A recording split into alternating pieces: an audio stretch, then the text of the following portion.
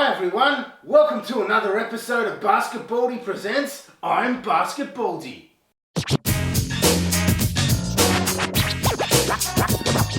On today's show, I'll be discussing the topic 5 teams in the coming NBA season who are on the incline or who are on the decline. Oh, and by the way, for those of you around the world wondering what this statue is, this is the Catholic Saint Michael, given to me by my devout Catholic mother. But with all due respect to the Church of Rome, he doesn't hold a candle to the other Saint Michael. Hey, I think he's a horrible owner of a current NBA team that I've made note of in the first episode of BasketBaldy. But that dunk from the 1988 NBA All-Star Game, the Slam Dunk Contest, will always be legendary. Okay, starting off on this list is the Portland Trailblazers, decline. I believe that it's a given the fact that they've lost LaMarcus Aldridge to the Spurs this season and 4 other players that played a key role in their NBA playoff appearance from last season. Yes, they did make some moves in the right direction for the long term, but in the short term, it's going to be a trying couple of seasons in Portland. Outside of Damian Lillard, none of their 4 remaining starters would be in the starting lineup of any other playoff team in the NBA, including playoff teams from the Eastern Conference. This is a smart team that knows how to rebuild quickly, but for the next couple of seasons at least, they will be on the outside looking in come playoff time. Number 4, Dallas Mavericks, decline. You have to give credit to Dirk Nowitzki. He's given his heart and soul to this organisation for the last 17 seasons, but quite frankly, I think that Rajon Rondo trade will have damaging consequences for this franchise for years to come. Especially when you consider, unless Dallas pick in the top 7 of the 2016 NBA draft, that pick's going to Boston. DeAndre Jordan decided the common sense would prevail in the end when he realised the Clippers would offer him the better chance at the NBA championship. Wesley Matthews signing at 4 years for $70 million, that's just blatant ridiculous. And Deron Williams, he would have been a great signing if it were 2010 and not 2015, folks. I think that this will be a year where there's going to be a lot of hard truths in Texas, Dallas in particular, where not only do they miss the playoffs, but Dirk may end up playing with another team. Number 3, Milwaukee Bucks, incline.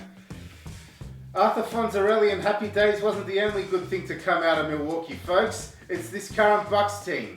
I think that although they lost some very important leaders from their squad for this coming season, there's such a promising core to work with in both the young players that they have and also with the signing of Greg Monroe. This is a team that will come close to 50 wins, folks. Yes, I said it. If Jabari Parker comes back fully healed and he plays like he's looking with that chiseled physique he showed in Las Vegas, and Giannis Antetokounmpo, however you pronounce his name, keeps improving at record pace, this is a team that in the coming years, not only will they be a lock for the playoffs, but they will be a challenger to Cleveland in the Eastern Conference, which although still weaker than the Western Conference, will start to catch up to their rival conference starting from this season. Chris Middleton, I feel, was a great re-signing with all the versatility and defense he brings, and under the tutelage of another Baldy, Coach Jason Kidd, Michael Carter-Williams could be an elite point guard. Number 2, Brooklyn Nets, decline. You know what, folks? I wish Robert Stack from Unsolved Mysteries was still alive, because I think it's one of the world's great mysteries as to why or how Billy King still has a job as general manager in the NBA. Next thing you know, Isaiah Thomas will get an offer by the Nets to join their front office.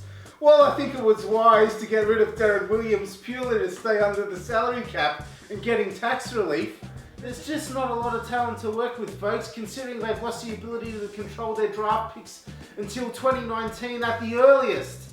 The fact that Joe Johnson's now starting to show his age makes his record contract signed in 2011 seem like an albatross.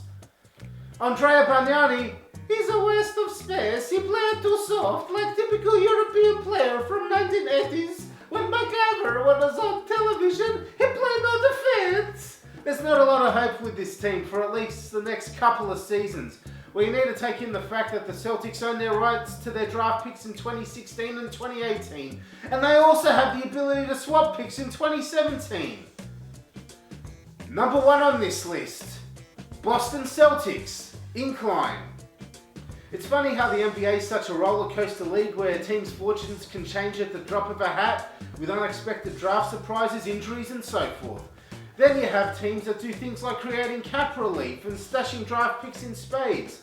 In 2 years' time, we'll probably be talking about the 76ers as being a team rapidly on the incline, but for right here and now, folks, I think the Celtics are a team that will surprise as many people as they did last season when they made the playoffs. I think the trade for a now useless Jared Wallace for David Lee will be an excellent upgrade for the Celtics, who have an infusion of youth with Marcus Smart, Jared Sullinger, not to mention an excellent spark plug off the bench in Isaiah Thomas, who will be a Sixth Man of the Year candidate this coming season.